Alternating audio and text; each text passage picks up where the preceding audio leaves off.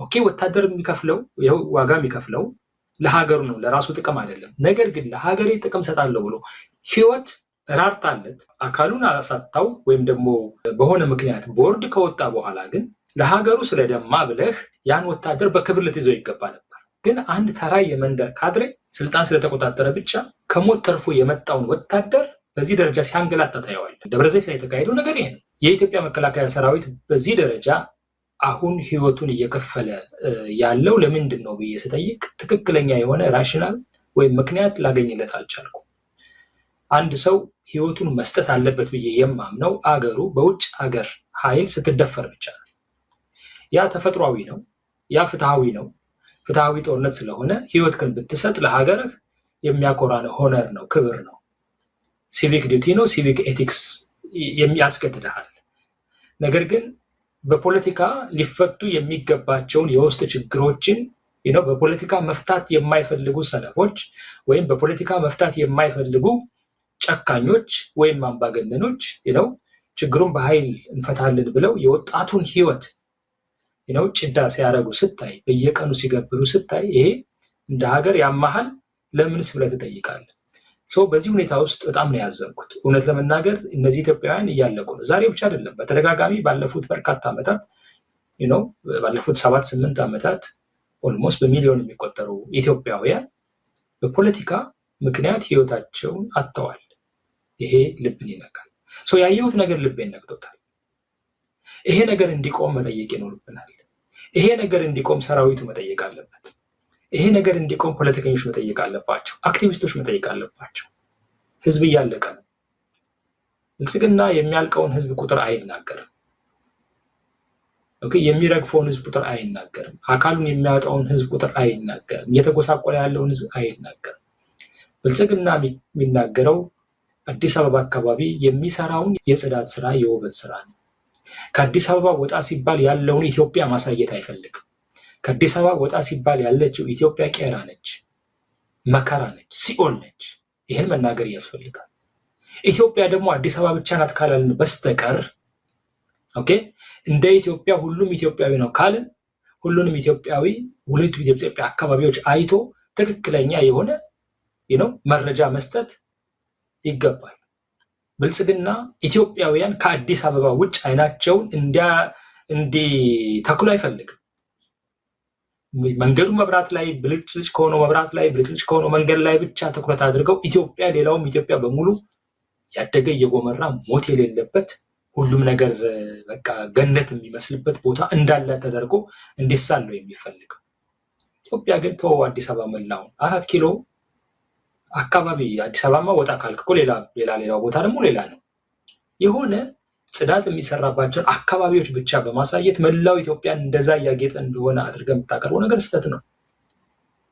ለዚህ ምስክሩ የአምባሰል ተራሮች ናቸው። ምን ያህል ወጣት እዛ ላይ እንዳለቀ እኛ ስነ ምግባሩ የሚዲያ ስነ ምግባር አስገድዶን በዚህ ሚዲያ ላይ ልናቀርበው አንችልም።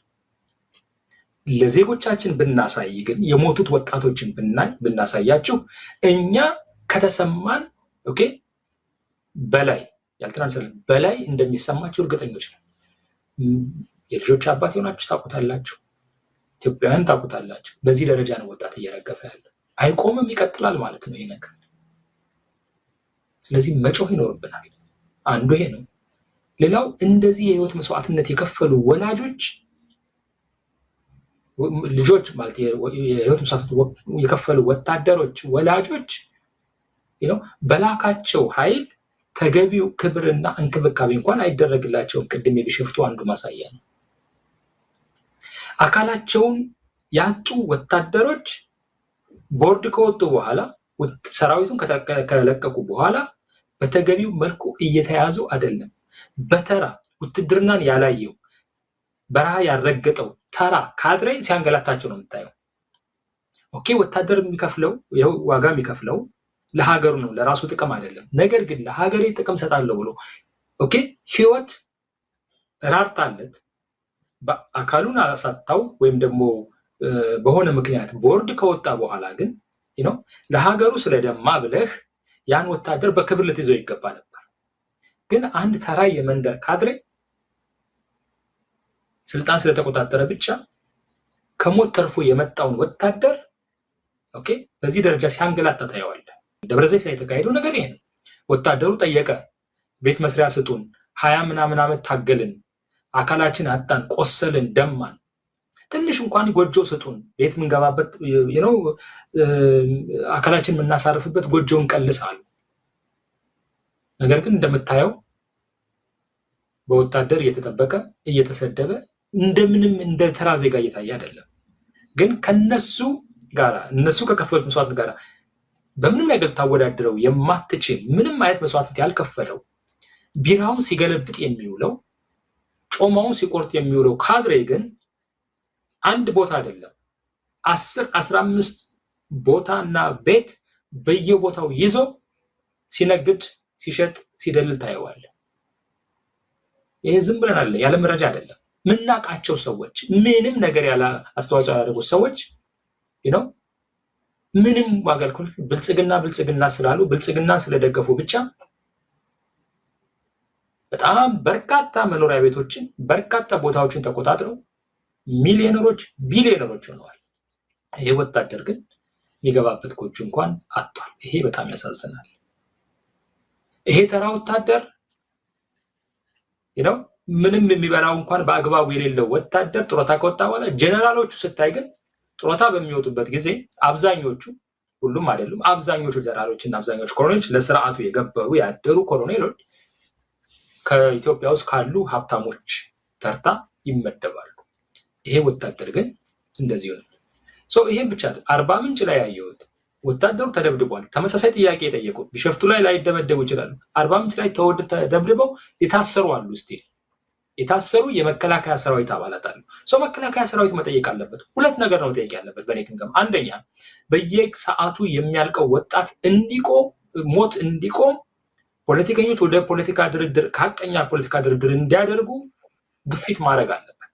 ወታደሩ የወታደራዊ አዛዦች ህሊና ያላቸው የወታደራዊ አዛዦች ይሄ አንደኛው ነው።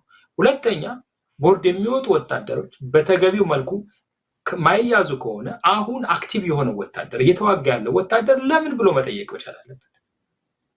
ለምን ብሎ መጠየቅ አለበት። በተለይ ደግሞ የትግራይ እንደምታስታውሰው ያ ሁሉ ወታደር አልቆ ያ ሁሉ ወታደር አካሉን አጥተው የተሸለሙት ኑሯቸው ተሳካላቸው ውጭ ሀገር ነው እንዲታከሙ የተደረጉት ይሄን ወታደር ሲወጉ የነበሩ ኃይሎች ናቸው። ብልጽግና ምን አይነት ስርዓት እንደሆነ በዚህ ትረዳዋለህ። ስለዚህ ወታደሩ ቆም ብሎ ማሰብ መቻል አለበት። ሀገርንና ገዢዎችን መለየት ይገባል። ለሀገሩ እየሞተ እንደሆነ ነው አስቡ የሚያደርገው ግን አይደለም። እየሞተ ያለው ቅድም እንዳልኩት ለገዢዎቹ ነው። ለሀገር መሞት ክብር ነው። እነዚህ ሰዎች ግን ፖለቲካዊ ስልጣናቸውን ለማስቀጠል ነው ወጣቱን እያሳረዱት ያሉት። ያ ባይሆን የሀገር ፖለቲካ የሀገር አንድነት የሚቆመው የሀገር አንድነት የሚቆመው በፖለቲካ ውይይት ብቻ ነው። ይሄን ነው የምለው ወንድማገኝ።